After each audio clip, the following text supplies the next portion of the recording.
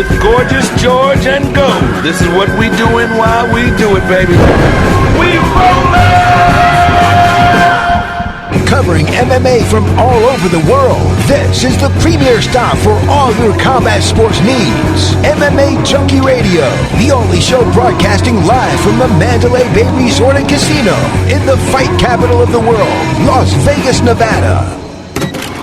The lights are on and the mics are hot. It's time to get your MMA fix, junkies. Take it away, Big John. Gorgeous George and Goes, are you ready?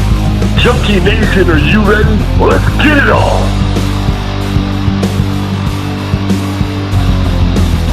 From the fight capital of the world, inside the beautiful Mandalay Bay Racing Sportsbook, you are listening to the MMA Junkie Radio Show, the only show that matters. I'm your host, Gorgeous George. With me, as always, is the devious and dastardly Goes, our ace co-host. To my left, it's the fight analyst, Dan Tom. Back east producing, Jumbo Josh. What up, cuz? What up? What's going on? Not much, man. Chilling out, waiting for this draft to kick in rounds 2 and 3, I believe. Okay. Then we got a couple of key basketball games to keep an eye on as the NBA playoffs go from 16 teams down to about 8. Hockey, not that my squads aren't in it, but I'm keeping an eye because it's been pretty fun. There's been some pretty good games, some sprinkling a parlay here and there, and then tomorrow, fights. You know what I'm starting? Promotions. I'm starting to do, which ties into that, and of course pushes in MMA, is trying to keep tally on like which sports are having. We're getting a larger sample size. Still too small to have a hard argument, I think, guys. But you know how many hockey players, how well they do in the Steve Bosses of the world. The what's the guy from the lab from Tennessee, Hot Sauce Holtzman. You know, football players obviously is the main topic. You know, for this weekend and in the past with guys like Brendan Schaub and that Tough series. A lot of football guys. You know, even some basketball guys. I don't know how much you want to stretch like a Travis Brown into a basketball guy or not, but like, you know, just keeping track of all the sports. You know, soccer has always been a low key one with Aldo Florian, right? So soccer's got some low key. Cub Swanson. Courtney Casey. Courtney Georgie Casey also Caracagna. soccer. Yeah. Okay, yeah, there we go. Another soccer. Yeah, that's right. Yeah. So there was a lot of suckers there that popped up. Yeah. So something to quietly. I just wanted to plant that seed, guys. I know you guys would probably appreciate that even more, being your background. That's a good one. I'll let you know mine. What does that give? I probably the same. He asked me if You nailed Jerry, by the way. if Jerry and Randy were dogs, Who would they be? who would they be? Like in a And that's- cartoon? And that's them. That would be them. I pictured the commish more like the Scottish Terrier from like Lady and the Tramp. You guys remember him? Oh, okay. Like he actually kind of reminds me of a Jack Russell Terrier that I may or may not know. Kind of has that, you know, Yeah. he's ready to go at a moment's notice. There should be more of a size difference though, because Jerry's like 6'6", Well, that's just the and picture. Randy's a little shorter. So. That's just the picture. Oh, okay. That was good though. I think you nailed Jerry. I couldn't have thought of a better Jerry, but that's what I had for the commish was the Scottish Terrier from Lady and the Tramp. You know, I mentioned there's 2 big shows tomorrow. There's Bellator 220, headlined by Rory McDonald defending his welterweight title versus John Fitch. Oh yeah. Simultaneously, that's one of the quarterfinals for the Grand Prix, where at the very end, the winner will get a Grand Prix belt. If you happen to beat Rory McDonald along the way, you get his belt. Not his technically, but you become the undisputed champion. That's right. And you get $1 million. Nah, man, it is his belt. They get his belt. I know, but it'd be like if it was like, hey, I'll take your belt.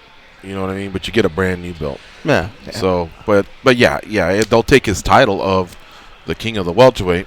And in the UFC, we got UFC on ESPN +8, Jacare versus Hermanson.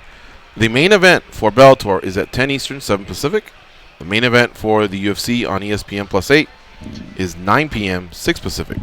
So you should be able to watch them kind of simultaneously and be able to maybe jump around. I mean, it's so much easier now with the on-demand or the TiVo, whatever it's called. You can freeze a few things, and if you don't mind missing some of the stuff that they throw at you, you know, going in and out. I'm not talking about the commercials, but just little tidbits. Yeah. Then you should just be fine. Hey, one thing real quick about how you laid out the welterweight bracket, which was great there. How awesome would it be to be on the same side of the bracket as Rory McDonald with what you said being in play, George, the title? I mean, you could essentially lose the tournament and end up still calling yourself a welterweight champion if you hit the right spot. So Fitch could win, right? Be the champ, but lose to Neiman Gracie, right? Or Neiman could win. Rory could defend. Neiman could, upset and beat Rory, and then he could just lose in the final. Yeah. And then that would probably be another daily debate question, where what would be worth more to to the Gracie legacy at this point? Them winning a major title at this, in the year of 2019, or them winning another tournament? That's a good question. So sorry, planting little multiple seeds there, but you I sparked think that when you were anything talking. modern day would be better at this point now. Just having a title, because they never even in their Having heyday. undisputed. Modern day though, What do you mean?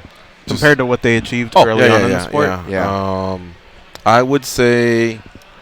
What Hold on a second. holds weight early on is the fact that it was. Dan may have answered the question in a way. If Neiman Gracie wins it, but then loses it, and so he loses the title and the Grand Prix, yeah, he can say I was a champ for about 2 months. But think about if he were to win the Grand Prix. Trickery there, true. Yeah.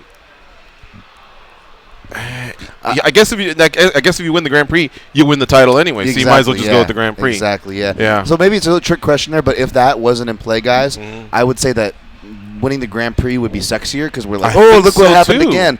But I will say this: even when the Gracies were in their proverbial heyday, or whether they're even like the Henzo Gracies of his time, he was doing in work and other organizations, which, let's be honest, they were all kind of lesser organizations back then, right? None of them really had that title on their wall, right? Correct me if I'm wrong. Like, there was the tournament title early on by Hoist, but aside from that, did any of them ever really have that title? Maybe they came up on top on some Super fun fights. matches in Japan. Yeah, Grand super Prix are fights. very highly thought of. So the Grand Prix might be That's a good question. good. It all depends if you became the champ and then defended it and had like Yeah. a run. You know what I mean? A title reign. But if you just won it but immediately lost it, then I think I might side with the Grand Prix, because the Grand Prix means you beat 3 formidable opponents. You're not formidable if you're not. If you're in it, you're formidable. Otherwise, you wouldn't be in it. Ed Ruth is a good start, and I think Ed Ruth will probably be. He'll accomplish such great things that when you look back on the win, you'll go, "Oh wow, that was a good win." He's just not there. Kind of like when Condit beat Trigg back in 2006, everyone went, "Oh man, he got upset." This young guy. Condit went on to be a UFC interim welterweight champ. We just didn't know it, and a WEC champion. Right. But at the time, you just didn't know it. But aside from those 2 events, how about this? If you're an MMA fan, I know Dan from Oregon must just be like, ecstatic. Titan FC 54, UFC Fight Pass, tonight. LFA 64, Access TV, tonight. Cage Warriors 104, tomorrow. Man. Tomorrow morning for us. I guess afternoon for the East Coasters. UFC Fight Pass, KSW 48, The Zone. And I imagine that will be around the same time as the show in Wales, which is Cage Warriors. And that's all before you get to UFC and Bellator. And this sparked the question in our within Slack, where we all kind of congregate and discuss things. If you were a young fighter, let's just say you were Ed Ruth prior to the loss. You're 8-0, 9-0, whatever he was. And you're not in the UFC, you're not in Bellator. What would be your route? Titan, LFA, Cage Warriors, KSW? Do you wait for Dana White Contender Series? Do you wait for that season of your weight class? Do you go to a weight class that's just below or just above just to get in and then eventually circle back to your weight class? What would you do? What are the ones that I can't touch? UFC and Bellator? You're trying to get to them. Okay, But then they've told you right now we're full. I'm absolutely going the route of PFL. Oh, yeah, I'm sorry, and I should have said PFL as well. Oh, Okay. well, in that case, PFL is a choice Oh, it is a choice? Yeah. Then, yeah, I'm doing that. because of the million. Absolutely. If I feel like I can put together... We better leave 6 PFL out of it. Huh? We better leave PFL out of it. Alright. I think we're all going to say PFL, right? Then Okay. I'm looking to do probably a Dana White's contender, I think. Okay, they Right, pay I would 5 go. and 5, and if you win, you're not necessarily in. I'm doing it for exposure. And Exposure. just to get my foot through the door. Okay, Dan? I'll say depends. An honest answer that does give a lot of love to places, but still very honest, depends where I live in the United States. And I say United States because you're having enough talent kind of cross over and come up to some organizations. Like, for example, if I was on the East Coast, I'd be looking at a CFFC. If I'm in the Midwest or maybe toward Texas, I'm looking at LFA. And if I'm maybe in the Southwest, more California scene, maybe I'm looking for like a King of the Cage, something that you're not getting complete nobodies because you also want some eyes and you want some decent competition and you want to test yourself, but not too much. I think that's great. I think it's real dangerous, and this kind of comes another thing. Depends on who your manager is, guys, right? You want to hope managers are thinking long term and not for short money. But if my guy is if Goes is like 3, he's like a 3-0 guy, but they're like all first round knockouts. I could be like, do I take the short money and go contender series like the option you offered? Because you know that's who Dana kind of likes. But we also see that could almost like hurt the guy because then you get in there too soon, before you were ready, and that could mess up a guy too. Mm-hmm. So I'm going to actually circle back. Maybe I would say LFA, I'm all yours. I'm 9-0, but put me in the main event. Remember about 2 years ago, we used to sing the praises of LFC and RFA. They became LFA because they pretty much, if you were in their main event and you won, the next step was the UFC. In fact, now they're just LFA. They merged. They have the Octagon, you know what I mean? Yeah. And they can definitely boast many fighters that have gone through their ranks. You're on television, on Access TV. So I think I may go with them rather than Dana White Contender Series. Yeah. But if they told me, sorry, partner, you're not in the main event, you're just going to be on the card, then maybe I roll the dice and go on Dana White Contender Series. As far as the season of tough, I don't think it's what it used to be. Like, we can all remember almost probably the cast of season 1 and most of the cast of season 2, and you can remember coaches and challenges. But if I were to go 17, who was on it? Crickets. 19, who won it? I don't know. Or even if I give you a hint and say Ronda was the coach, you might go, wow. Okay, wasn't Juliana Penn? You know, you struggle. I think Dana White Contender Series has stole a little bit of that spotlight. And bringing PFL back into the argument, I would argue that I would be more comfortable with the exposure my fighter or me as a fighter would get from the PFL, because you're going to get names, but you're also going to get more moderate competition. And that's not an insult to PFL. They're doing good with their – and this is including if they continue to build their rosters like they're improving them each season.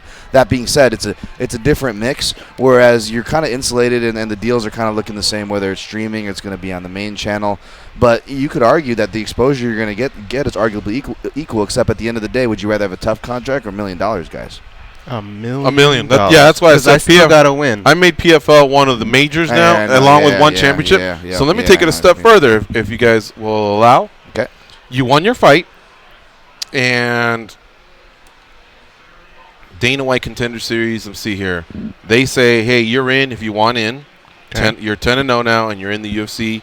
Your next fight might be on Fight Pass. We're going to start you off slow, or maybe even give you the developmental contract. Okay. Or Bellator. Hey, when we come back to LA, we're going to feature you because you're from Santa Ana, but you're not going to be on the main card.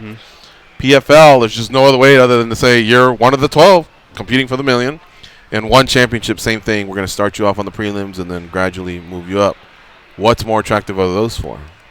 Still PFL. I think so, because they're on ESPN, too. Yeah, you're on ESPN. In order for you to get to where you need to go, you're going to have to put together 5-6 fights in a row. And if I'm going to do that, I might as well get $1 million for it. And that's all done in 6 months. How about? But then you know what? I completely agree with you guys saying. But now I'm thinking of. I know I shouted this gentleman out last week on the show, but how about the guys that are doing the opposite of what we're talking about? We're talking about strategy at different levels, different guys, different organizations, the best way. What about the hardest way? And I would argue Nate the Train Landwehr, man. How about like just being a dude? It's fighting again. Too. You're from, you're not from a super camp or a high metropolitan MMA in regards to the MMA world area like SoCal or even a NorCal or Vegas, obviously, right? He's from the good old South, and he's going over to M1 in Germany, and he's like taking on their killers. And this dude's he hasn't been beaten since 2015, but he's super popular over there too. He's fighting on the sets of Lord of the Rings, and did you see that last fight? Where they were coming from, and 2 big rocks and all that. That was awesome. Oh, I love that. I love that background. I don't know what area of video game that is, but that's so crazy looking. Yeah, and one's been around too, man. All right. If you want to call in at any point, tell us what camp, what promotion you'd pick. Go ahead and play 877-FIGHT-93, 877-344-4893. We don't have as many pockets today as usual because we have 3 guests. In fact, one's going to be coming up shortly. Bert Watson from We Rollin' MMA. That's right. The former UFC site coordinator has started his own MMA promotion and he'll be on to discuss that. He's got a fight card coming up in June, and he'll give us what he has from the fight card because he's already starting to build it. Also, Cub Swanson, UFC featherweight, will stop by 9 p.m. Eastern, 6 p.m. Pacific. He's got a fight versus Shane Burgos. And our last guest, I did add it to the sheet. I'm springing this one accidentally on Josh. We got a late confirmation from Zane Kamaka. Zane Kamaka is a cousin of Ray Cooper. Zane Kamaka's fighting Ray Cooper. Why would two relatives fight? They dislike each other right now. Ray Cooper's taking it personal that Zane Kamaka would come into his weight class to attempt to take the $1 million from him. Were they already not getting along before this? We'll find that out. I don't know the whole backstory, but I just know that this one is a little personal. And I know Ray Cooper's not happy about it. He'll be on at 9:20 Eastern, 6:20 Pacific. And if I didn't say Bert Watson, I'm sorry. Yeah. 8:20 Eastern? Yeah, sure. 5:20 Pacific. Okay. Anyway, they'll be on.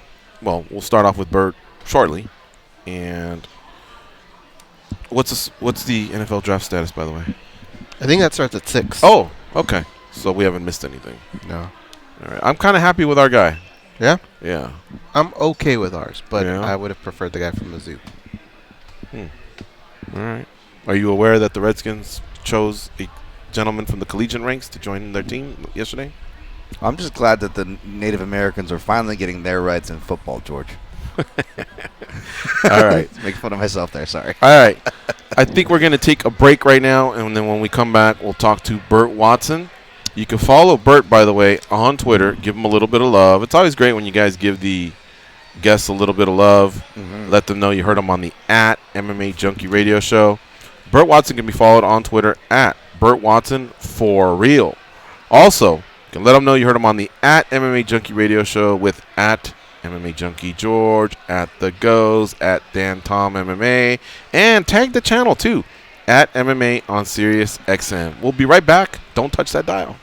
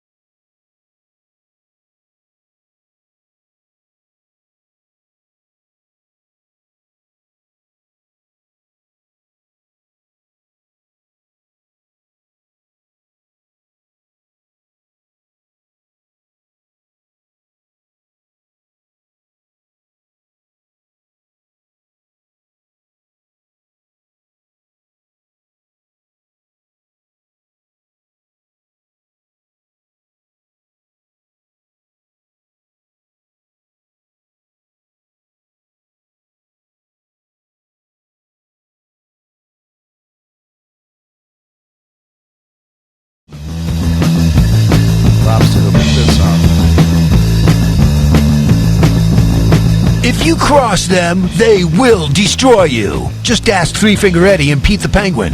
Who are they, you ask? My point exactly. They are Gorgeous George and Goes. And this is MMA Junkie Radio.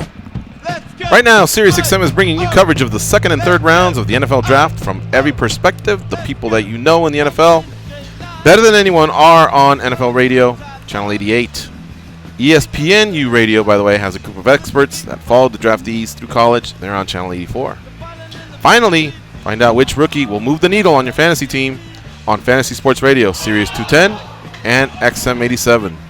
Shout out to Gabby. That wasn't too shabby, that music selection there. That's her. Yeah, shouts Gabby for that one. Yeah, good stuff there. All right. Our next guest, Bert Watson, former site coordinator for the Ultimate Fighting Championship. He now has unveiled Bert Watson Promotions. It's called We Rollin', and they are presenting a fight card called MMA Live Saturday, June 15th at the Hard Rock Event Center in Fort Lauderdale. For tickets, go to Ticketmasters or go to the Hard Rock Event Center. He joins us now on the hotline. What's up, Bert? How you doing? Man, I'm trying to make it, baby. How about yourself? Doing What's good. going on, Junkie Nation, baby? We're all right, my man. We're fired up. Anxious to talk to you about your new venture here. Well, you know, I'm truly excited, and it's just another phase or another step in my career as I move on, just along the way, and it's become a part of the journey. And one of the things that I've always done as a coordinator in boxing and then in MMA and back and forth transitioning to both is that I thrive off providing entertainment and a platform for the athlete. And that's my intentions in promoting and continuing right now. You may have answered my next question then, because I was going to keep it simple and just say, why, Bert? You know, you've worked a long time, pretty hard, and you've worked up close in seeing how it is to wear the promoter hat. And, I mean, I guess you like I said, you kind of answered it, but you know it ain't easy, that's for sure. Shit. Believe me, it's not easy. But my entire career, I've always been the one to pull the plow. You know, I've always been in the position to do everything basically that it takes to put an event on. And I've always done that. So I know it's not easy. I know the steps you got to take. I know the things you got to do to put on an event. And I've always had a good time, and I've created a situation that made it an easy time for me. And you know, I mean, 5 years ago I didn't retire. I found myself still energized, still staying in the system, still trying to stay relevant. And the only thing I've never done in my career is put my name on an event. The only thing I've never done. And I've had people say to me, my God, Bert, promoting. Well, you know what? I've been doing that all my career. I just never put my name on it or had to go out and find the money to do it. Bert, I wanted to ask you, if all goes well, can this be profitable on day or show number one? Well, you know what? The one thing is that number one, I'm in a great venue, and South Florida has some of the best athletes. I mean, the pool of athletes in South Florida is unbelievable. You know, you got American Top Team out there, Black Zillions, you got Wagner Rocha, MMA Masters, you got Lex McMahon, Fight Sports, and I've got a great matchmaker in Antonio Santiago. And I've actually done an MMA fight out there before, but I did it for another organization. And, you know, if I have a method, I have a system. You know, like just last week, Monday and Tuesday, I spent all day out there on ground patrol. I met with every single fighter just about on my card. Right now, I've got projected 11 fights. That's 22 fighters. I met with maybe about 15 of them, putting tickets in their hands and doing ground foot patrol. And, you know, I know that it's not going to be easy, but I do know the things that you need to do to even think about succeeding. And, you know, if it turns out close to what I think it is with the guys, the fighters that I've got, and everybody that I've got on this card is genuinely excited to be on the card. And I've already put tickets in their hands, and I've looked in their eyes. And I told them, listen, baby, we got to do what we got to do so that we get to do this again. And the Hard Rock Hotel out in Fort Lauderdale has provided me an opportunity in a venue, something that you rarely get put in front of you, boss, is an opportunity for a venue like that in an area that's full of MMA fighters and that are anxious to fight for you. And I'm excited because the guys are excited to fight for me. You know, now I got to put my best foot forward to try to sell those tickets. Bert Watson is our guest here on MMA Junkie Radio, talking about Bert Watson Promotions. We Rollin'. They present MMA Live on June 15th, which is Father's Day weekend. And it looks like, is this your main event, Jose Casares versus Fred Moncayo, or is that just one of the bouts that's been announced? Oh, yeah. That's the main event. Okay. The main event is Jose Casares, who's the brother of Bruce Leroy. Okay. It's actually No Way Jose is his name. And it's an exciting welterweight bout. This guy he's had over 20 MMA fights, and you know he's a submission specialist. He's pretty good with his hands, but his claim to fame is that he is the only guy that has defeated Kamaru Usman. Yep. That's Kamaru's only loss, and this was within his pro career. Yeah. So he's a great fighter that needs an opportunity, and he's fighting Fred Moncayo, who he and his brother have Moncayo Brothers Brazilian Jiu-Jitsu out there in Fort Lauderdale, and he's won 4 of his last 5 fights, and his specialty is Jiu-Jitsu, and these kids can fight. These kids can absolutely fight. I've got a great co-main event with a very active Muay Thai fighter by the name of David Gomez, and he's fighting Gabriel Stunna Verona, who these guys have, during the course of promoting these fights, have created themselves a grudge match. I've got a special BJJ combat jiu-jitsu bout with one of the world's greatest grapplers and 170 pounds, Enrico Coco. So I've got a pretty good card right now that I'm working on. I got Olivia Murad, who's well-rounded. He's undefeated as an Ami. He's undefeated as a pro, and I got him on the card. And Lazaro Nazahita Perez, which is short for Razor Blade. Like it. I love it. And he's an accomplished boxer. Got 6 years, multiple Golden Gloves title, and this is actually his pro MMA debut. Mm-hmm. But right now, as I said, my matchmaker Antonio Santiago's putting most of this together. I'm excited to be there. I'm excited to be in Fort Lauderdale at the Hard Rock. And listen, man, this is Father's Day weekend. And June 15th, I can't think of a better gift to give your father or anybody else that wants to get excited and have a great night of MMA Live, because we're going to be rolling all night long, is to show up on Saturday for this event. All right, Dan, Tom, what do you have for Bert Watson? Hey, Bert, I know you just shouted out your matchmaker there, but I'm just curious. When I've spoken with you, obviously your reputation speaks for itself. You're one of the sharpest dudes in the game, and speaking to you, that really comes through. And you were talking about actually a talent, before he even got to the UFC, named Shane Burgos, who's actually fighting our next guest, Cub Swanson, who is obviously a stud. And Bert, I loved how you just seem to have a real eye, which makes sense. You've been in the game for a minute, but you just seem to have a real eye for talent. So let me ask you, how much of the selection process, I guess, if you will, do you take part in? Obviously, you have your matchmaker, and the company has its roles, but do you take any extra part or pride in that? Well, I do. in my own way, and that's why I actually do what I call that groundwork foot patrol. I go to meet these guys. I do a face-to-face, eye-to-eye. And I've always been one that worked on a fighter's comfort level. I could look in his eyes and see his body language and see if he's seriously ready to rock and roll, if he's seriously ready to roll.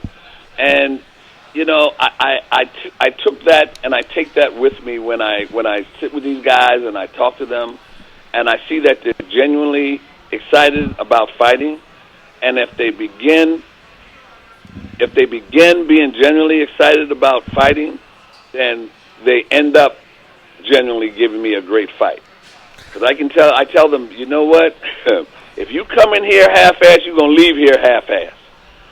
And I can feel that and I can sense that. So yes, I take pride in that secretly, because I dare not try to be a matchmaker. Right.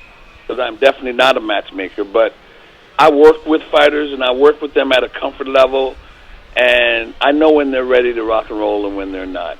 I'm glad you mentioned that, Bert, and that's so awesome here. It actually leads right into the last question for me, is the other part of that, the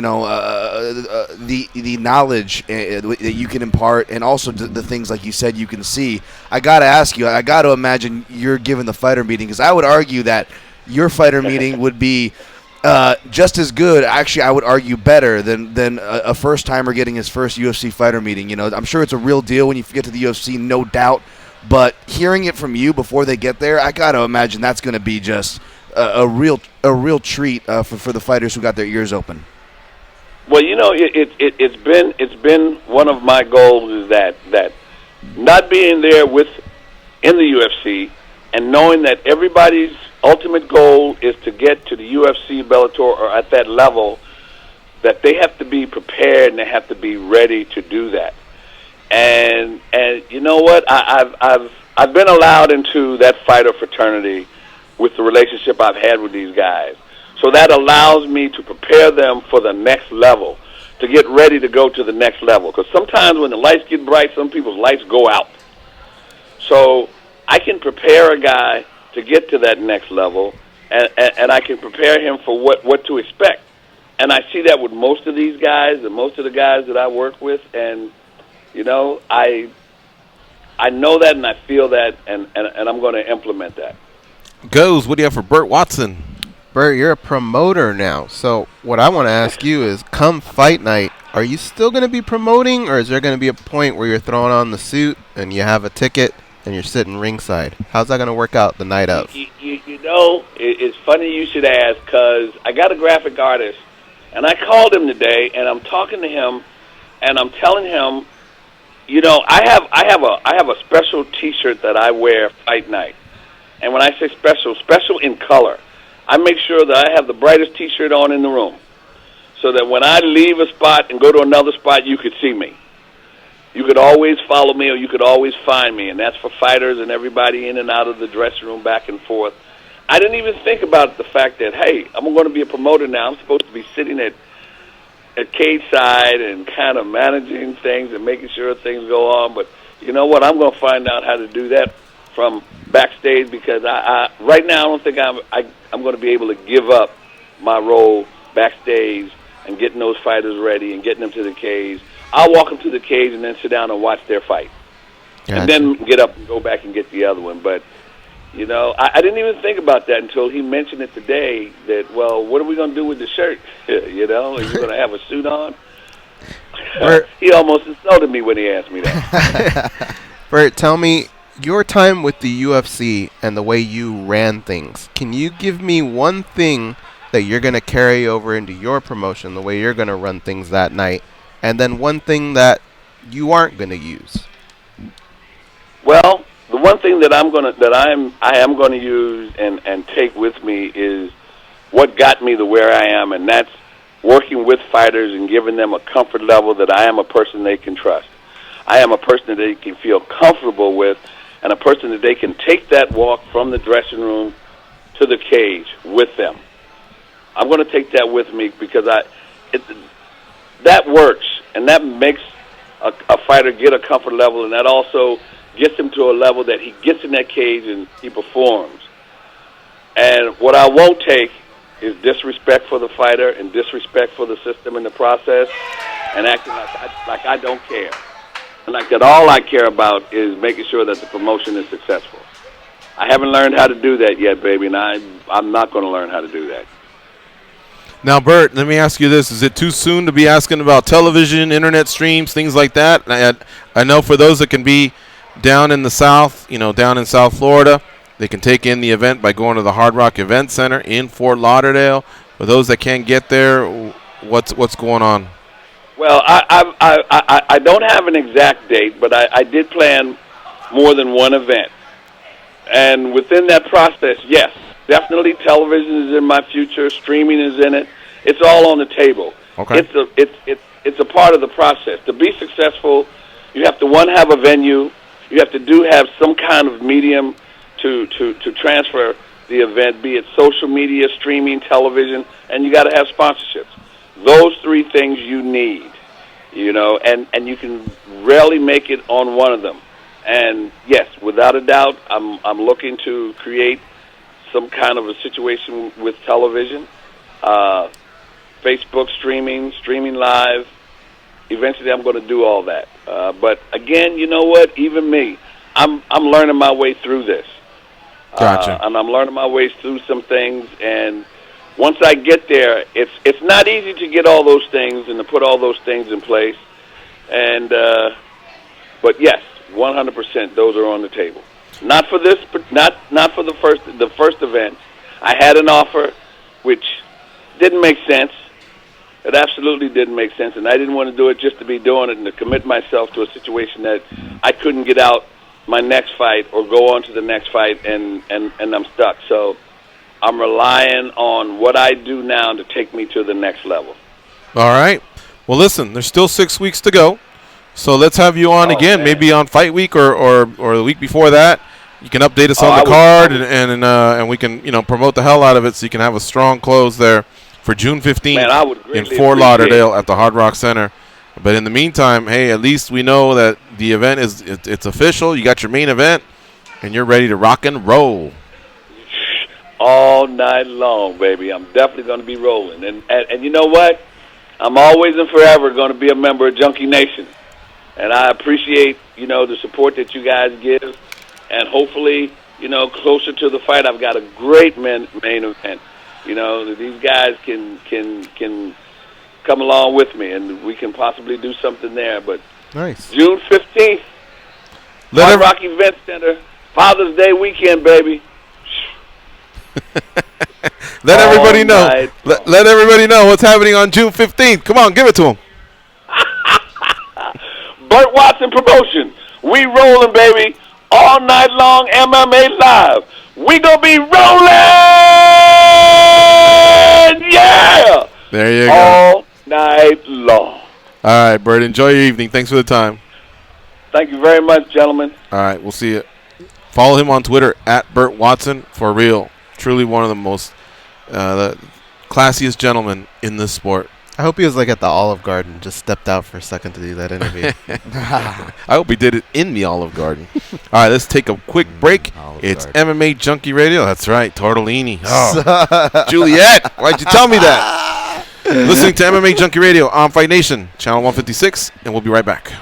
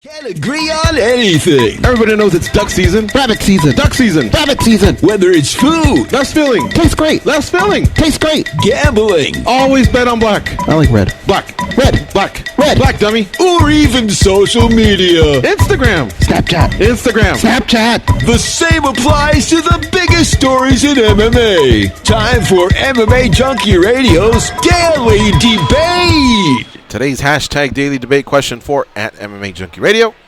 What should USADA do about past lengthy suspensions in the wake of recent news that 4 UFC fighters received just 6 months for contaminated supplements? Your choices, fellas. A statement and public apology, that's 1. Financial reparations, that's 2. Both, that's choice number C. Or nothing, that's choice number D. Goes? I think C. And I don't even think C is enough. Because What would you add to that? 25% on top of whatever the Interest? reparations are. Yeah, because not only did you take away that fighter's ability to make money, you damaged their reputation as well. Not a lot of people will read the headline, "Oh my God, this guy got popped." But not a lot of people read the headline, "Hey, it wasn't so bad." Did USADA months technically later. do that? USADA was just doing their job. Hey, this showed up. I think you still owe it to him. I think it still hurts the fighter. So I would say. And how do you establish I would go with what C. they missed? If you look back and they haven't, let's say they've only had 9 fights, they fought 3 times a year, in 16, 17, and 18, then you could probably plead that case. But what if they have had long spells where they didn't fight for 18 months? You average. Could you go, well, how did we know this was wasn't one of your spells? Average the last 3 years. I think it's Okay. the easiest thing you could do. Okay. Dan Tom? Yeah, I would like to say just the public acknowledgement and apology, because it is the most important thing. I think first and foremost, if you want to gain public trust, you want to show you're doing the right thing, you got to come clean, you got to take things on the chin, especially in this sport, guys, right? You can talk all the game you want, but at the end of the day, we're going to find out the truth once you step into that cage. And at the end of the day, those who step into that cage are sacrificing a whole lot for our entertainment and to make their own living. And sure, there are exceptions to every rule, and promoters maybe don't always have to come clean, and perhaps it's their job to maybe not and kind of, spice things up. But USADA should be standing for something true, honorable, all that good brouhaha.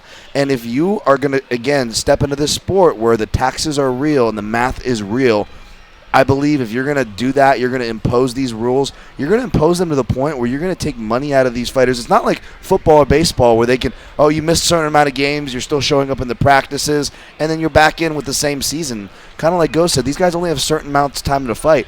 3 times would be the average, I believe, if they argued it in a court of law. That's what the lawyer, I imagine, would come to. Like, okay, well, what's missed pay? We'll do an average of whatever your pay was, a certain percentage of that, not full perhaps, but a certain percentage for reparation of 3 fights a year. Now, it would get a little sticky if titles were affected by this, guys, but USADA thankfully hasn't been around enough, and the only title fight and fighter it's affected, they've already gave exemptions for. That is John Jones. So it doesn't lift the Ark of the Covenant. So in this case, since it's early, give them the reparations as well as the apology. I go for both. How much is the reparations? You said the average of the last? I go average, however long they were out, and you do an average of 3 fights per year and a percentage of whatever that fighter made. And I would understand if they don't get 100% of that, because I believe that's how those deals usually don't work. But you do get somewhat of a percentage.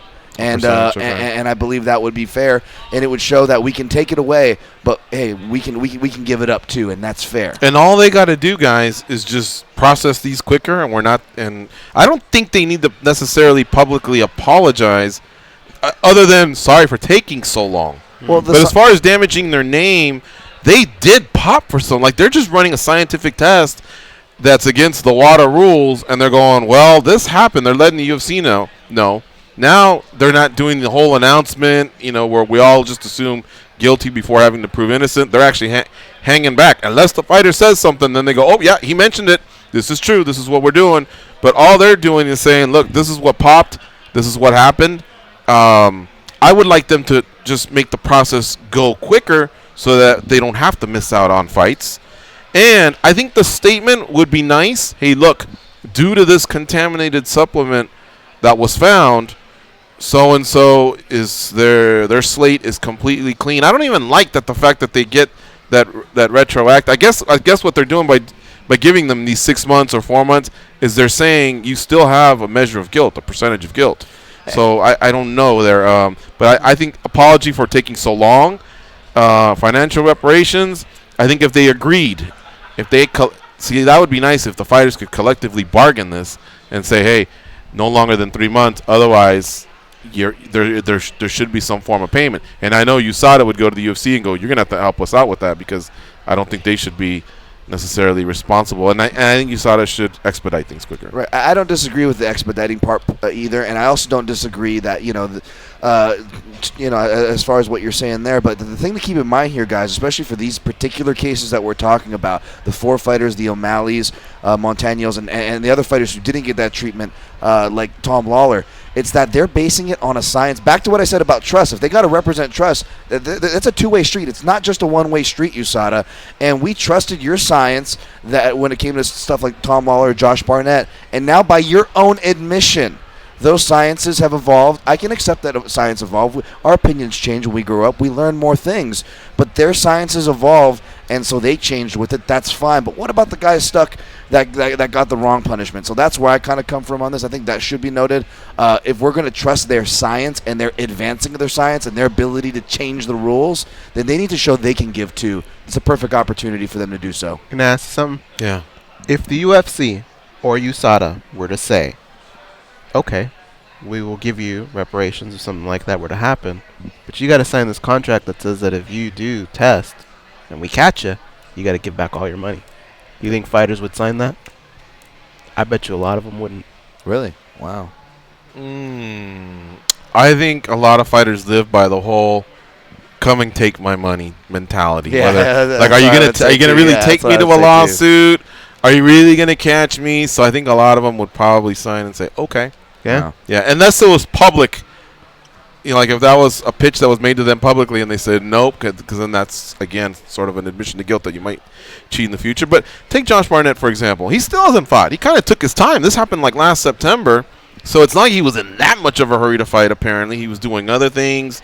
I don't know. I think we would just need to be – I think it would – if it was a little bit more written out and it was collectively bargained by all the fighters and they could come to some sort of an agreement, then I would say for sure financial reparations and USADA would have the responsibility of expediting it sooner. If you just leave it the way it is, man, I just think the statement is good enough. Statement stating that, hey, this person should not in any way be labeled a cheater. This is what we found, blah, blah, blah. And the public apology, I mean, sure, I guess, for taking too long maybe, but, we're talking about a handful. We're talking about what, guys? Maybe 5%? True. Fighters that this happens to, and there's 95% that don't even come close to the contaminated supplements or anything else. Sure, true. But anyway, so my answer is probably this first one, statement/public apology. This is how it broke down. Most people agreed with you two, both 41%. Goes wanted to go for for the interest as well. Wow, yeah. 25% said financial reparations. 15% agreed with me. Statement/public apology. 18% are savages. Nothing. Nothing is savage. Fuck you, they just said. Fuck you. You got yourself in this pickle, and you should have trusted. You shouldn't have trusted USADA. There you have it. Thanks, Junkie Nation, for your votes. We really, really appreciate it. Don't forget, tomorrow they're not on Big ESPN. They're on ESPN Plus.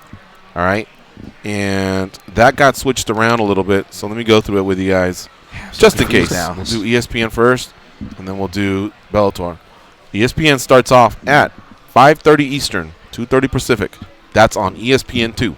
You have DirecTV, it's 209. Otherwise, check your other satellite or cable listings. That's 3 fights there. Then they move over to ESPN Plus. Sorry, Big ESPN. That's 206 if you have DirecTV. 7 p.m. Eastern, 4 Pacific. Then they move over to ESPN Plus at 9 p.m. Eastern, 6 Pacific, including that main event of Jacare Souza versus Jack the Joker Hermanson. So, what was going to happen was we were going to have 10 fights on ESPN, but they switched it to an ESPN Plus card, and that's why the card is now called on ESPN Plus 8. Now, for Bellator, that's on DAZN, And you can catch the prelims on MMA Junkie at 7:30 p.m. Eastern Time, 4:30 p.m. Pacific. What's good on the undercard? I see Chris Avila. That's the Diaz brothers, homie. And then some of the other names I don't recognize. I'm wondering if Diego Herzog might have anything to do with Jason Herzog, the ref. Oh. By the way, did you guys see the World MMA Awards? Jason Herzog wasn't up for best ref. Yeah. That's a damn shame, isn't it? Yeah. I think that's a couple months ago. That's kind of who we thought was. I know pretty close to number one now. I know. I thought so. Yeah. I mean, he's just. We don't come in here very often going, just see Herzog fuck it up again. You know what I mean? I don't even think we have yet, have we?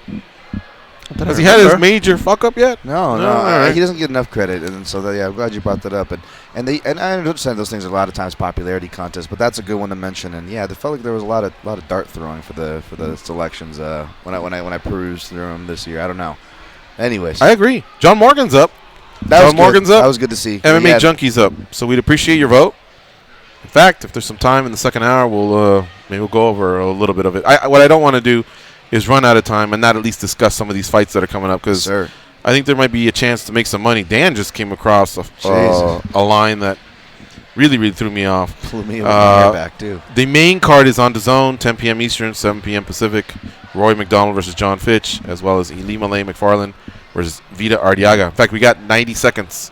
Maybe closer to 75, but what was the line again? My goodness, minus 815 and like plus 515 come back the other way. Oh, minus 835 Elimale McFarland plus 515. I mean, did they see our break? She should be favored. She should be, but Ardiaga is a live dog in my opinion. I was thinking she was going to maybe open at like 2.5 to 1 favorite, like minus 250, and the public maybe gasses her to like to a minus 330. Right, come fight time, maybe we hit the 400s, and even that is high for a female female flyweight fight with such a low sample size. But they're giving her Ronda Rousey numbers. Like every time, and nothing against female fighters, I love the growth of it. But the odds makers, like anytime a girl has success, are like, oh, next Ronda Rousey, and we see this all the time, guys. It happened over and over again. It's ridiculous. It's darn ridiculous. There's the undefeated part. You're right. There's another female fight. A girl matched with Carla Esparza on the UFC card. And I'm not sure if she should be favored against Esparza. I actually took Esparza as a tough, dog. Man. She's tough. But they see that undefeated record, and they don't realize. Was it Esquivel or no? Who was it? Yannick Jandiroba, which used to be in Invicta, but before that it was a lot of no name 1 and 1 and yeah. Okay, we'll talk about that when we come back. But first, coming up is UFC featherweight Cub Swanson. Don't touch that dial. We'll be right back.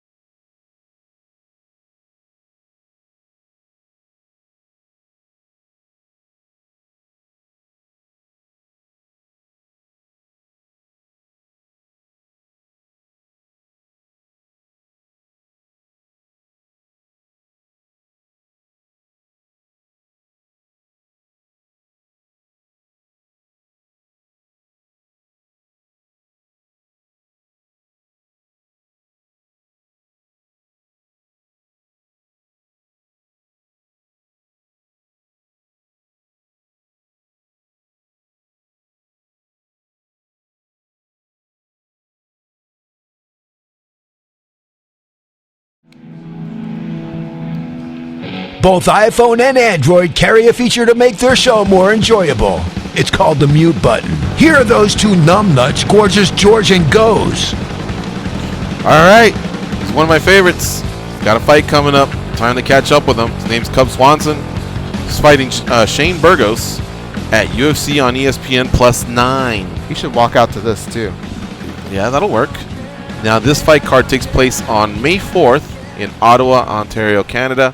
The main event that night is Ally Aquinta versus Donald Cerrone. What's up, Cub Swanson? How you doing, man? Just chilling, man. Just another day. In your Belinda? No, I'm in Indio right now, trying to avoid all the craziness of Coachella and Stagecoach. Wouldn't you have an easier time avoiding it if you were in your Belinda? Well, I have my own little rodeo at home now, so the 3 kids. I gotcha. I got a couple weeks to get away and really focus on my training and actually sleep through the night. So it's been pretty nice. Gotcha. All right. Well, and by the way, you have 2 twins, right? And did you have another baby, a third one, or was it just the 2 twins? So I had my daughter first, and then exactly a year later, a year and 10 days, we had twin boys, identical boys. So I have a girl and identical boys. Wow. All 3 currently in diapers. Yeah, so it's it's a lot of work, but we're having a good time. Does Kenda say, "Have fun out there. Hope you're getting, all this rest you want, honey, and hope you're ready for Shane"? Or is she like, "MFer, you better hurry up and get your ass back over here once you win that fight"? Yeah, it's a little bit of both. Depends on the mood. I mean, obviously, she knows I need to get away. I need to focus. This fight's Right. important. But we kind of, it's a give and take. So she still works for the UFC, and she's out at the fights a lot of times. And so I'm home with the kids on the weekend sometimes. And I'm like, do your thing, enjoy the time off. And so we take turns. Gotcha. All right. Now, Shane Burgos, you said this fight is important. They're pretty much all important, but is there something we don't know? Is there anything that's you feel is more important about this fight than in any of the others? I mean, if you're going to, the fact that he's not ranked, it's a risk, if you're looking at it from that standpoint. Mm-hmm. I mean, personally, I don't really give a crap. I just want to fight, and I want to win fights, and I want to perform the best of my ability. I feel like I haven't shown the best of my ability in some of my last couple of fights, and so that's been a frustration of mine, and that's something that I've been working super hard to get back to. Okay. And then, where are you doing your training camp? Are you still with Training Lab, or are you back to your roots in India, or is it a little bit of both? It's been both. I stopped doing as much crazy conditioning, even though I really enjoyed working with Sam Calavita and everybody with the conditioning. It got me super strong, but I felt like, speed has always been one of my advantages, so I kind of went back to doing some of the other stuff that I do back here in India. Mm-hmm. But I still work out with all the same guys, and I felt like I put together a really good camp, had all the same training partners. I traveled back and forth and, got to do a lot of boxing. And then I had been working a lot of wrestling, grappling in my off time. So I feel like, the most complete version of myself. Does the Training Lab, is there a recipe where you maybe add power but possibly lose speed, or is that just what was happening to Cub Swanson? It was just what was happening to me. Okay. A difficult thing that people don't understand is, like, I moved camps because of my kids and starting a family. So I started doing all my camp in California and getting together with a good group of guys.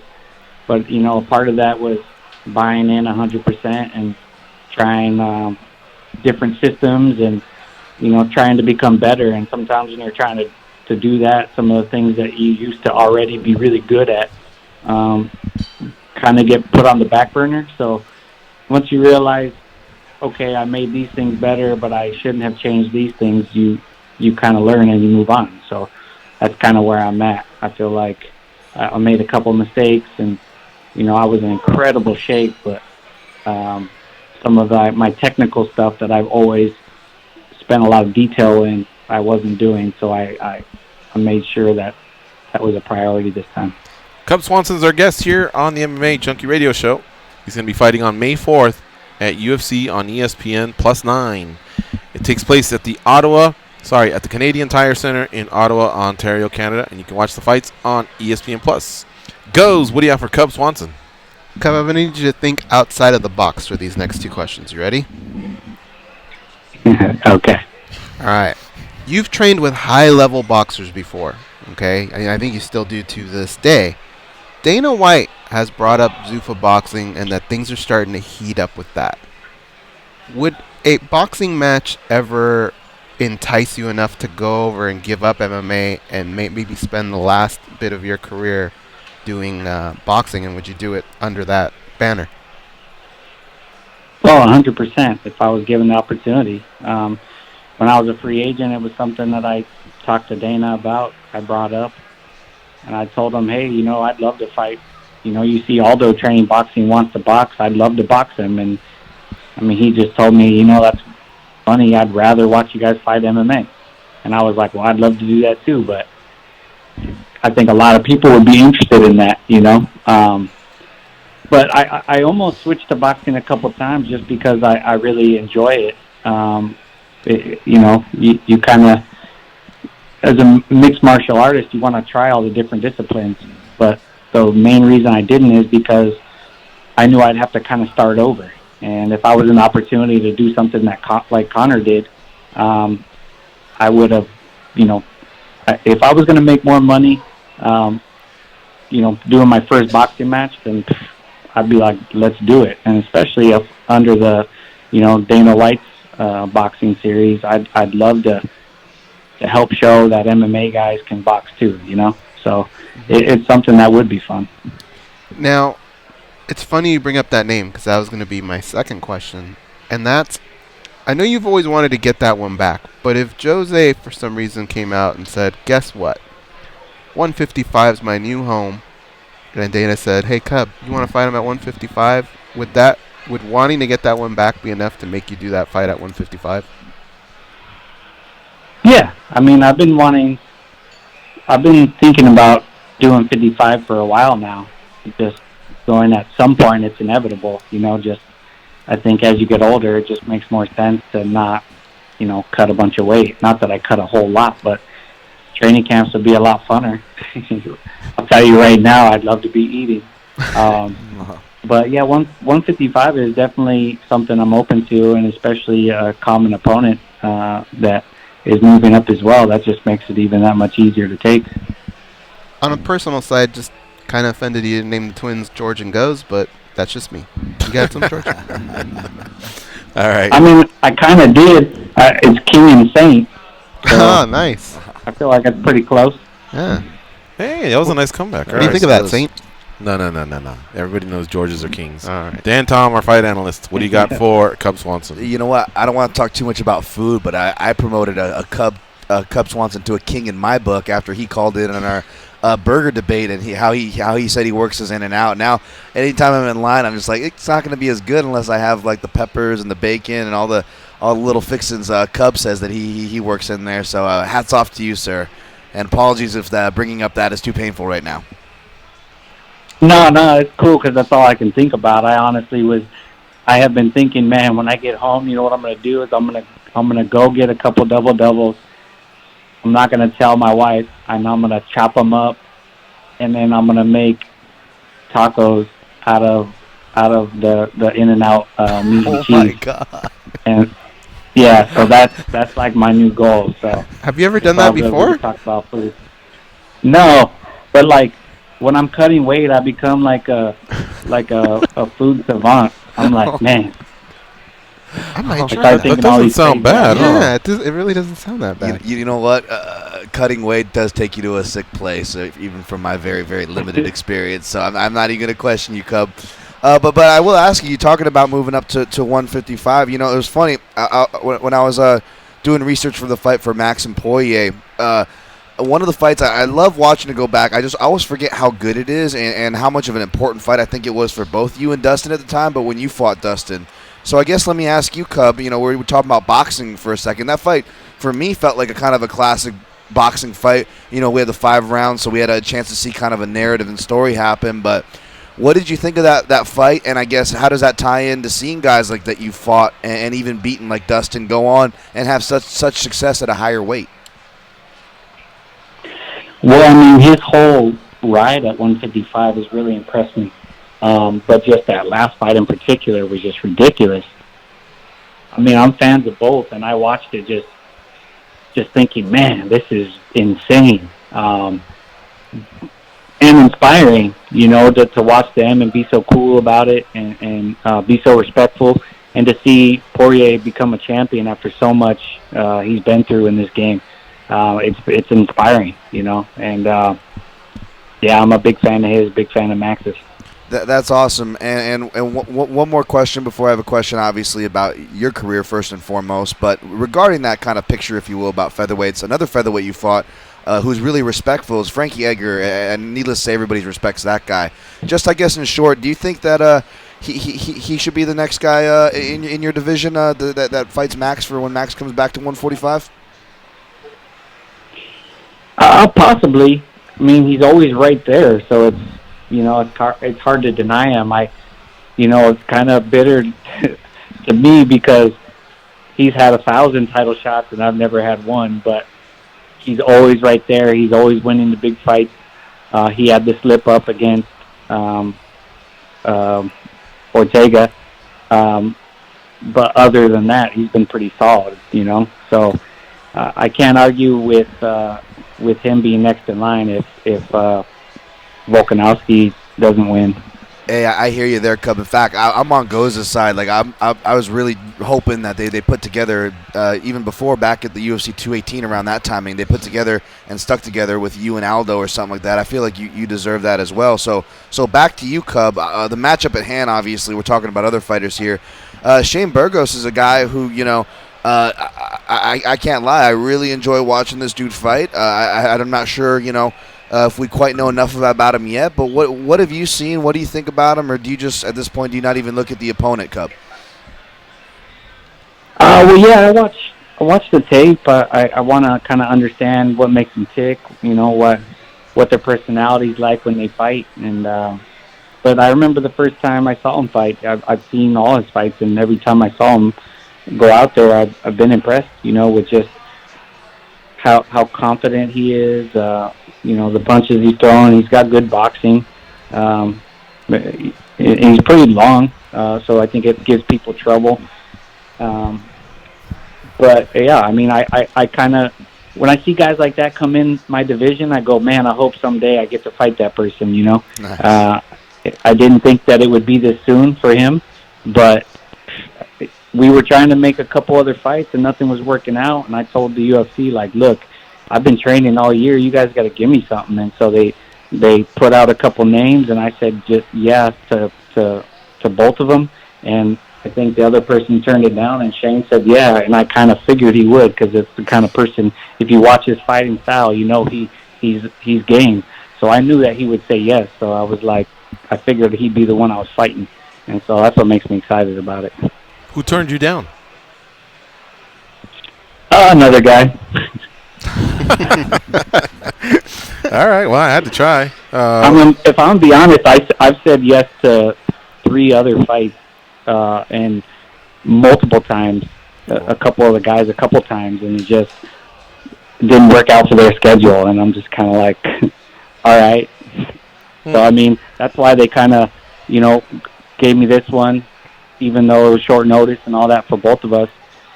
They knew that I'd been itching to fight, and that I said yes to every guy they offered. So they were like, all right, let's give them somebody that's going to be a great fight. All right, one last one from me. We talked about that other fight, Holloway and Poirier. You gave your thoughts on that. How about, did you catch Artem Lobov fight in bare knuckle? A lot, you know, Artem catches a lot of heat from a lot of fans because, you know, he's Conor's best friend, and Conor, you either love him or hate him. It seemed like you and Artem got along, or had a lot of respect for each other, you know what I mean, after your fight. Were you, if you did catch the fight, were you cheering for him? And then also, is bare knuckle in any way attractive to you, being that apparently they pay pretty well, and it's kind of, I mean, I wouldn't say it's boxing, but it's not far from boxing. Yeah, I mean, I think we all know my hands are too fragile for that. Well, I haven't heard problems from your hands in years, though, right? I mean, I thought that's... Yeah, it's true. But, yeah, if they paid me so much money that if I was getting paid enough to equal what I was doing in, like, 6 or 7 MMA fights, then, yeah, you know. But I don't think Kendo would be on board with it, and I don't think most of my family would be on board with it. So I don't want to push my luck. Yeah, it's funny because Artem was one of the people, like, I kept telling everybody, like, I ain't shaking this dude's hand after the fight. And then I end up giving him a hug and, tons of respect. It's hard to not to respect somebody you go the distance with, Right. He's a pretty nice dude after, once all the trash talking's done. And people underestimate him because he's awkward, he's game, and he's got a hard head. And so people kind of underestimate him. And I knew right away that it was going to be a really tough fight because Jason Knight's also all those things. Hell yeah. So I knew it was going to be a crazy fight. I didn't expect it to be like that. I was cringing, man. I was like, man, they should not let these guys fight anymore. I don't want to see like permanent damage. But right. It was crazy to watch, and I'm rooting for the sport as well. My man, thank you so much for the time. As always, we appreciate it. Good luck with the rest of your camp. Safe weight cut. Safe travels to Canada, and good luck against Shane Burgos. We'll definitely be tuning in as always. I appreciate you guys, and I got to come hang out with you guys in the studio when I'm not cutting weight one day. There you go, and then we'll go smash some doubles and maybe bring some taco yeah. shells as well and try that idea. See ya, Cub. Thanks again for the time. All right. Later. On Twitter, @Cub Swanson. And folks, we're going to take a quick break. When we come back, we got another guest headed your way. PFL is in the house. That's right. Zane Kamaka will be our next guest. We'll be right back.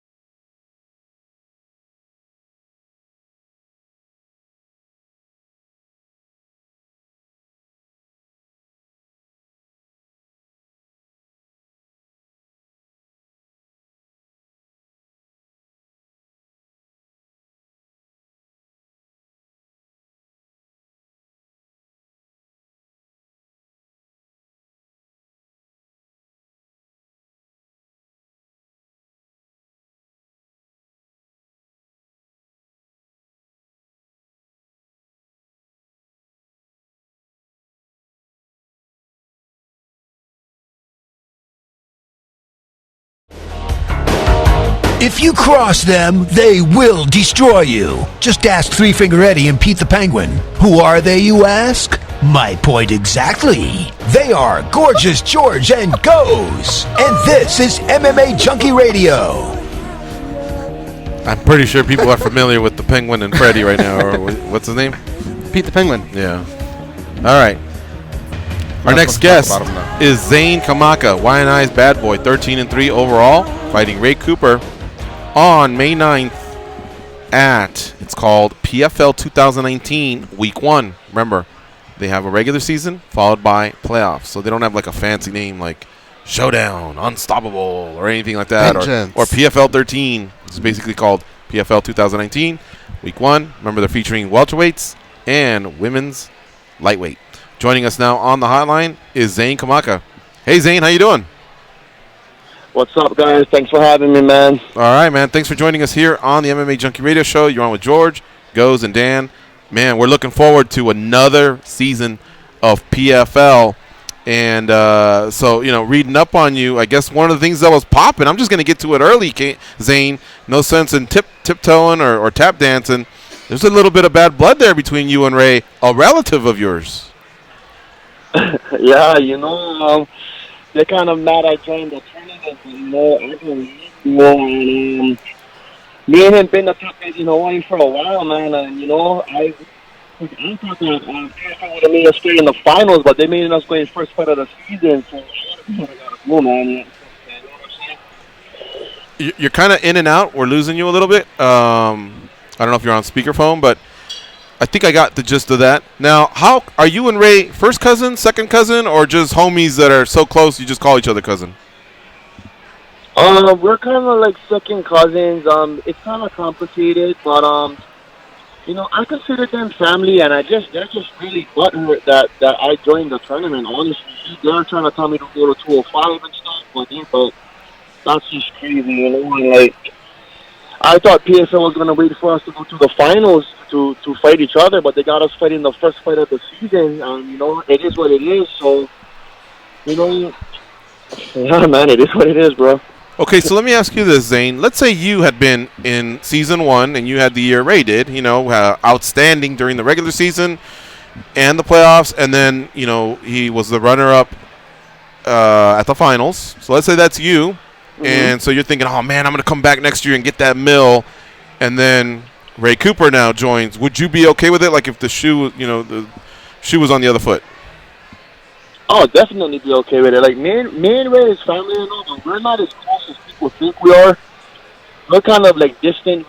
We're really distant relatives. We don't go to each other's parties or we don't talk to each other every day. But if we see each other, we'll shake hands and say hi and stuff.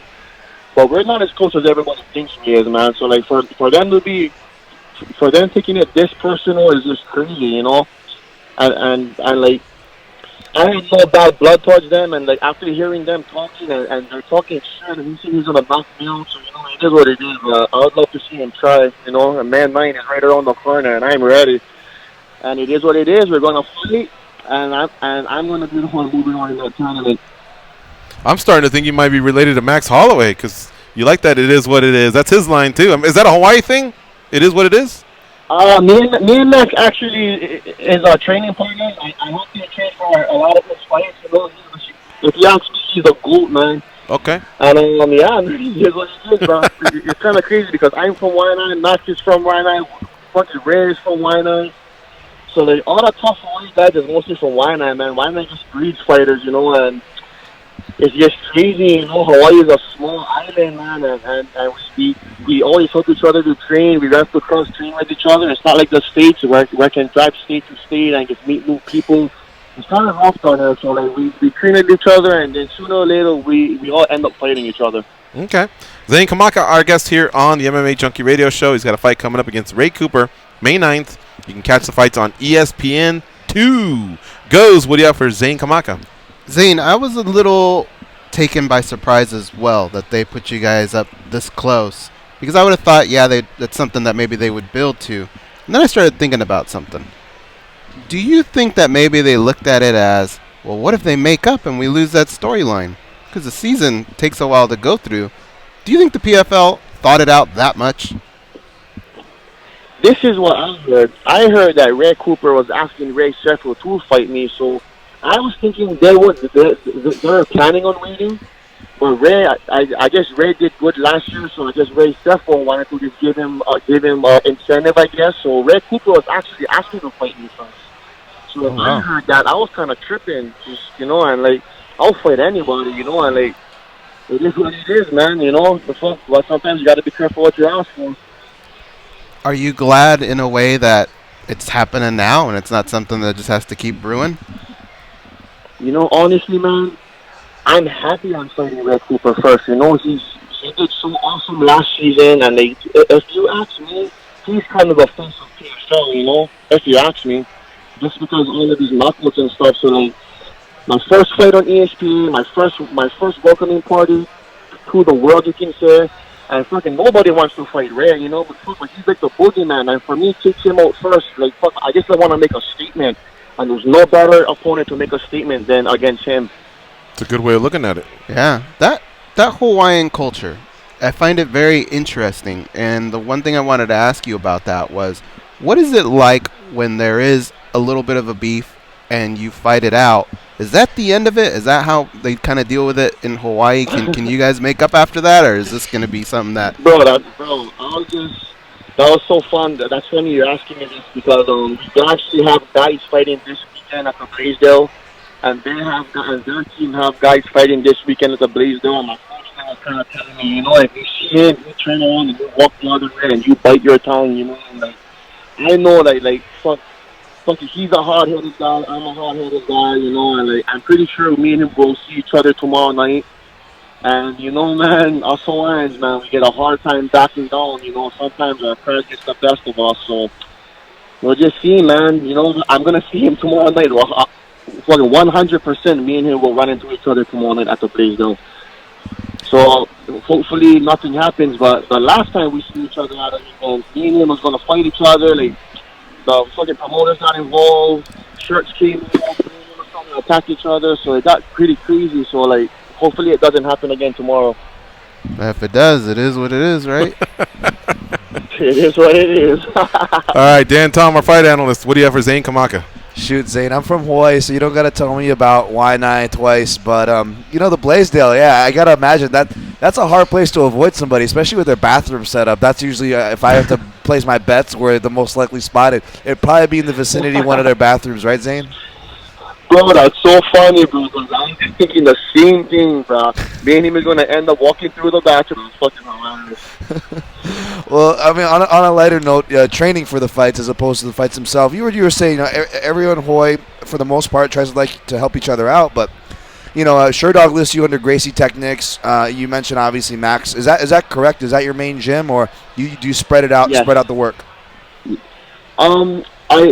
I go boxing at a different gym. I go strength and conditioning at a different gym. But my home base is at Gracie Technics. I do all my MMA sparring there. I do my jiu-jitsu there. I do all my game planning there.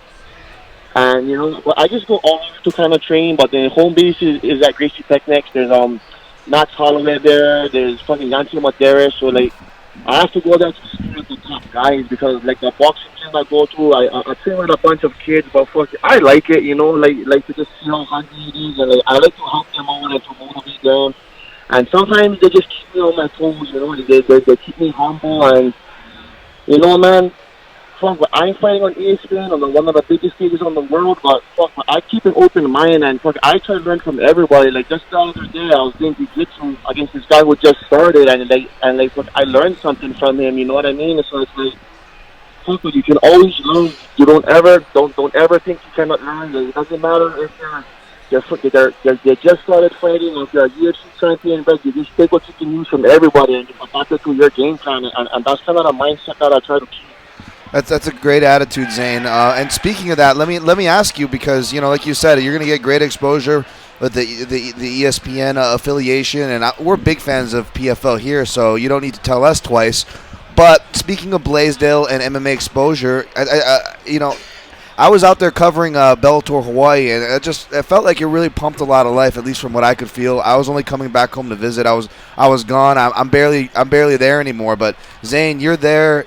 I'm very familiar with your name, so you're a good person to ask. Has there been any kind of difference amongst the scene, maybe excitement amongst your fellow fighters, both amateur and pro, since, you know, bigger organizations, whether it's PFL getting behind some Hawaiian fighters like you and you and Ray, or, you know, Bellator, you know, bringing shows there? Have you guys felt that at all? You know what it is, bro? If you want my honest opinion, I started fighting when there wasn't even any social media. So like, fuck, I would fight and nobody would even know about it. Like, it's just nowadays with Instagram and YouTube, it's just fuck that. You can just have one good fight and somebody important sees it and then boom, you're in a big show. You know, so like, it's so much easier for these younger fighters to get exposure. And like nowadays, like fuck, even if you're not a good fighter, if you have a big following, if you're a good talker, you can get on a show. Like, things just really changed a lot, man, and it's just, I'm part of the new era, I'm part of the old era, but I'm still young, but I was doing it for a long time, you know what I mean? So it's like, the game really changed a lot, and now, like, this social media thing, it's like anybody can have their shot, they just have to be seen, and like, it's easier to be seen now. I had so much knockouts that nobody even knows about, you know, and I'm pretty sure if that was on Instagram, I would have gone to a show faster, you know what I'm saying? But, like, it is what it is, man, and like I'm just happy for the younger generation, you know, because it's gonna be easier for them. Like I'm wasting a lot of time fighting on smaller shows, but still fighting high caliber opponents and not getting recognition. And like these younger guys are really blessed for how the game has changed. And like, you know, it is what it is, man. And just fuck, I'm just so happy I made it. You know, there's so much good fighters in this world. There's guys with records, with fucking undefeated records, multiple champions, but they never get their opportunity in a big show, and I thought I was going to be one of them, and I'm just so blessed that I'm just so happy I got signed to PFL, because there were times when I'm like, oh man, fuck, but maybe I should stop training, maybe I should go work construction, like fuck, what am I going to do? But like when I was at work, I'm like, bro, fuck, I'm such a good fighter, fuck, I know I know I can make it. And then I would come back to the gym and I would train and I would fight for $500 and I'll get $500 in one month, and I can make that in 1 week if I just go to work. But like I wasn't happy doing that, and I'm just so blessed that the PSL and picked me up. But it truly is one blessing, and I'm so thankful for being here. Nobody even understands how hard I work for this. Hey, we're looking forward to it, Zane. It's been nice getting to know you here on the show. Want to wish you the best of luck with whatever you have left of camp. And, of course, safe travels to Long Island. I mean, that's a 10-hour flight for you guys. It's almost like us in Vegas going to England. Soon, but, the fight's on the 9th. I'll be leaving on Monday. Go up there, just get used to the weather, just get acclimated, and just kind of hang out for fight night. All right. Well, hey, Blaisdell Arena, have fun. But remember, man, you're getting paid. You're a professional athlete. You might as well just wait a few more weeks and have a great fight against Ray Cooper. You know what I mean? No need to be knuckleheading it. I'm going to try my best. All right, Zane. Take care, man. Thanks for the time. All right, guys. God bless. All right, we'll see you. All right, that's Zane Kamaka. Follow him on Twitter at Zane Kamaka MMA, fighting Ray Cooper III. Hey, come on. We've had Ray Cooper on the show many times, but we always tell it like it is on this show. Yep. What do you think of that dilemma? Does Ray Cooper have a point, or do you side with Zane? I think regardless of if you're listening, Ray Cooper III, we're always going to love you. We've enjoyed having you on the show. But, hey, this is I think, what fans wonder, and this is our job to analyze. So if it were me, no matter how far the distance is between family, it's still family. So even if I could get through it, having to fight a distant cousin, I think I'd have to sit back and go, I don't know if this is worth putting my family through it, because I know my mom and dad are going to go ride or die with me, and I know his mom and dad are going to do the same thing, and I wouldn't want to create squabbles amongst the rest of the family, so I think I'd have to bow out of that one. Okay. How about you, Dan?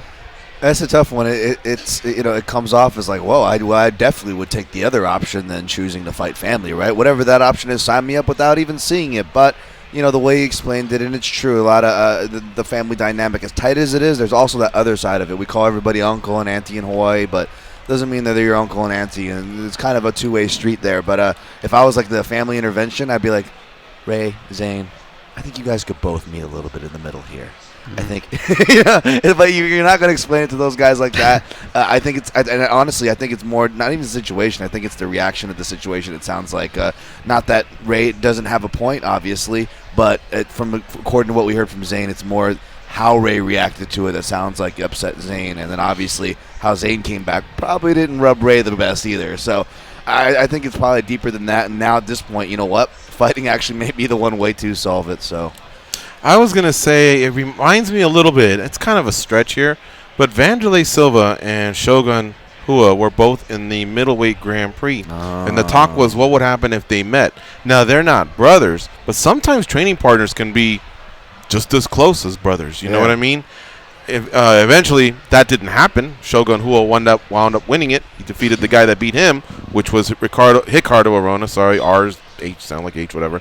But, man, that is quite an opportunity. You hear the guy tell the story about, hey, construction, do this, catching a break, not catching a break, and then all of a sudden someone comes at you and goes, hey, in 6 months you could be a millionaire. You know what I mean? That's tough to walk away from. So I would hope they could have the mentality of, if we have to fight, at least we know it's for the right to maybe make a million. Hey, they might fight and neither one of them would make the million.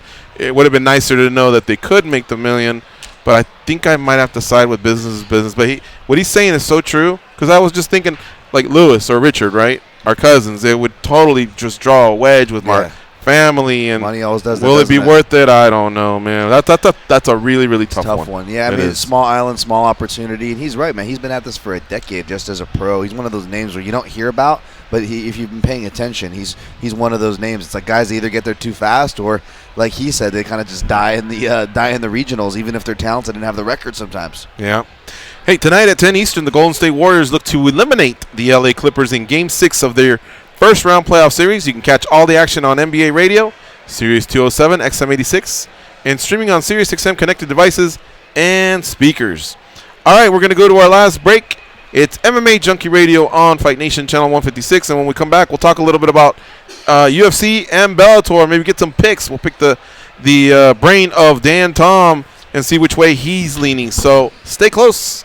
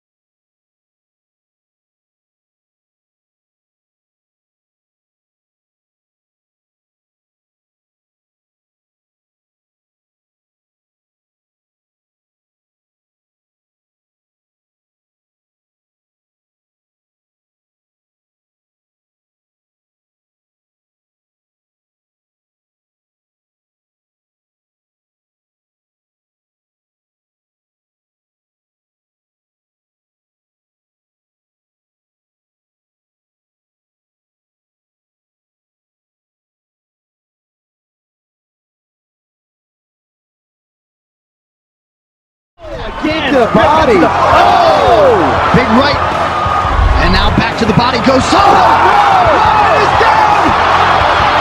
Cameron Leon has yet to stop the fight. Souza stops striking.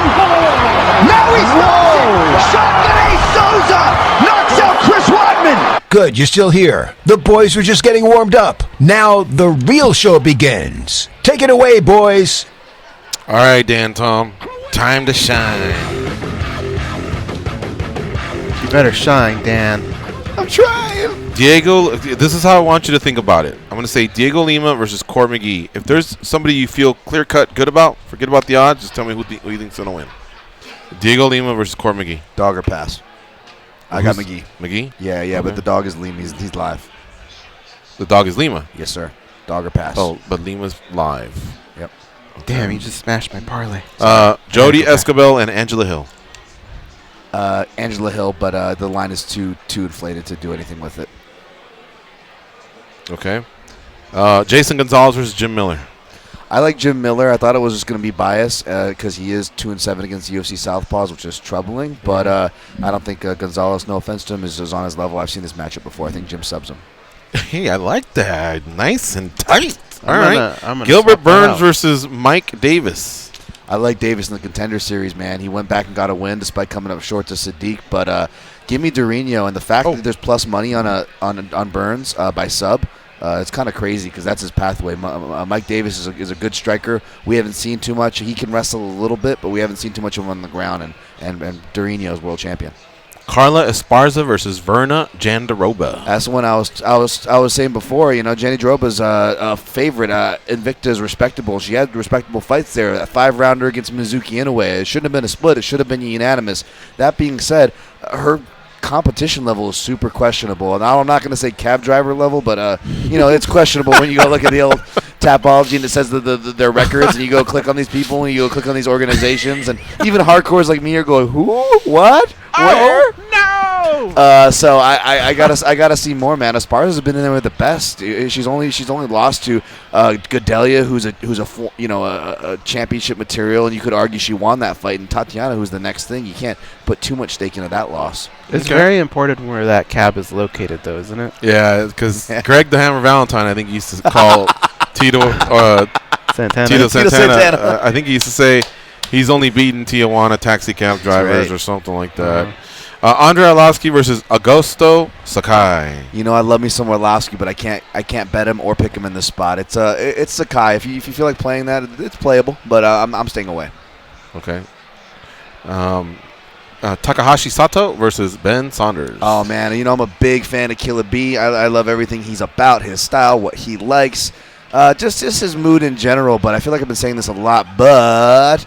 Dude, the guy's been stopped in 4 of his last 5. I think he's been dropped or stopped in like 7 of his last 8.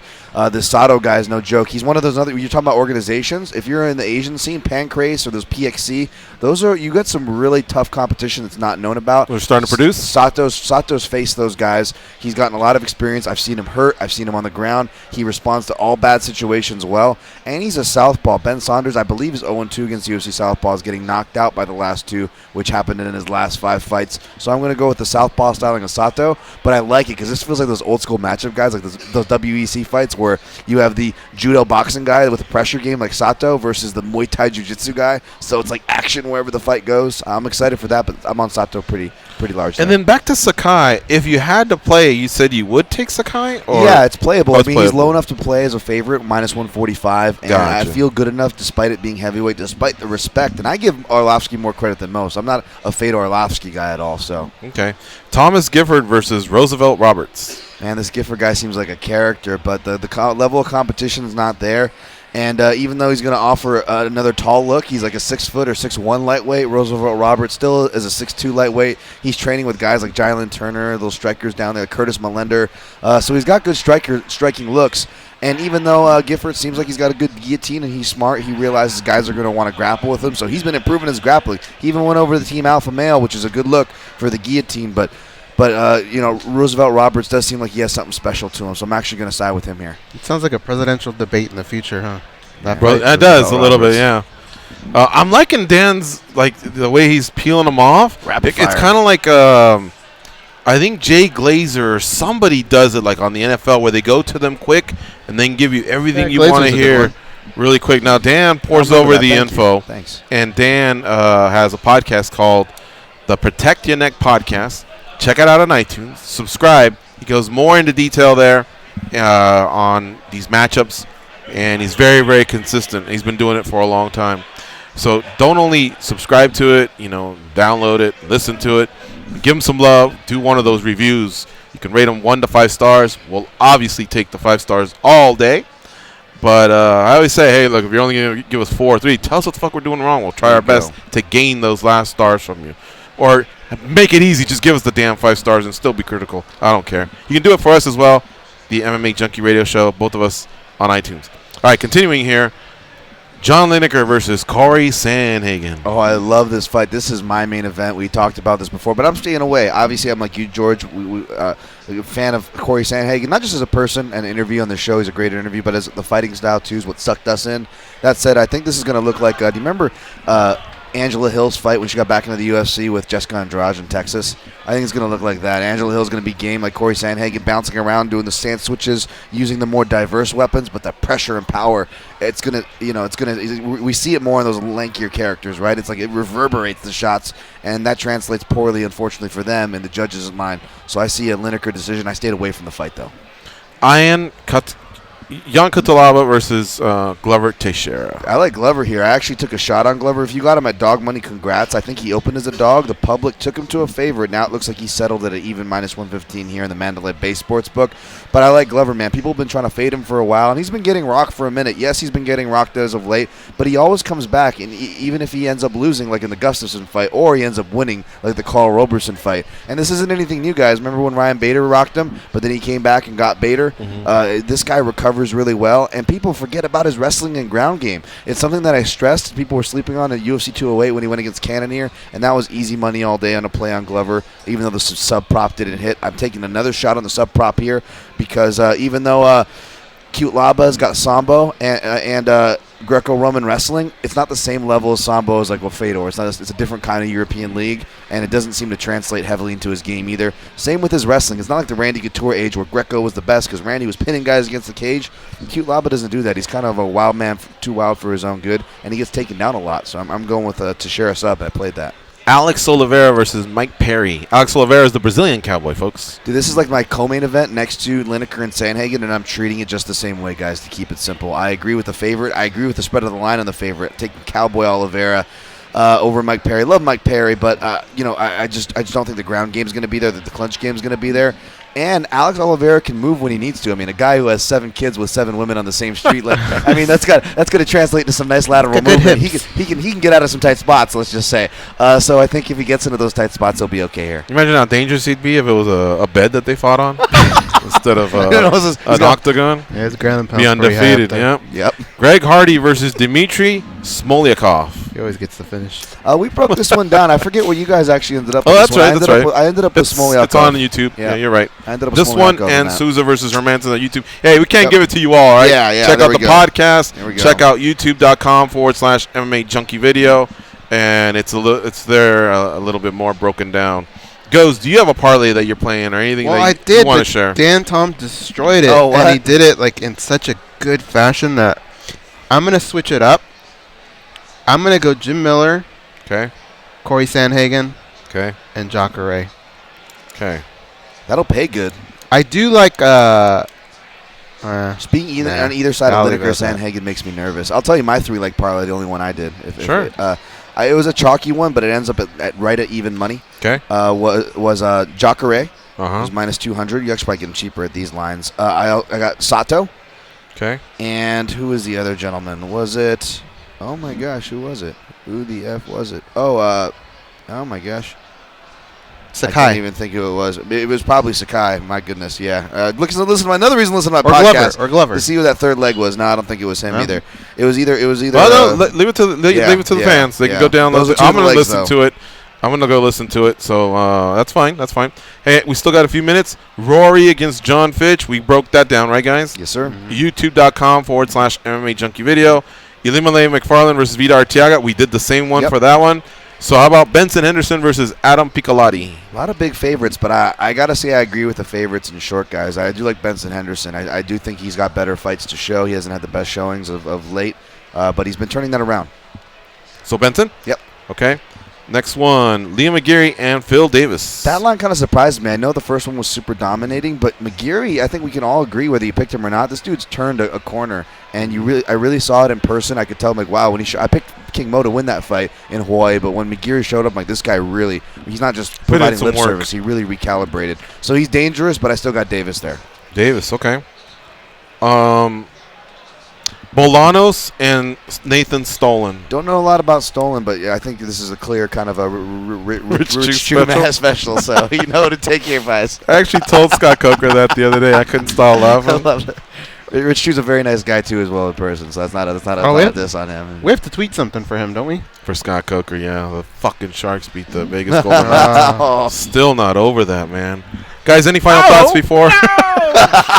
That was my reaction, dude. That was that day? I can't believe it. I don't know when it was. I can't remember. It was me. Dude, I could have swore I thought that was the Simpsons It thing. may have been when I emptied my pockets and I realized that I had given the kid $100 instead of $5. Did I spit on you? Oh no! I love that. Okay.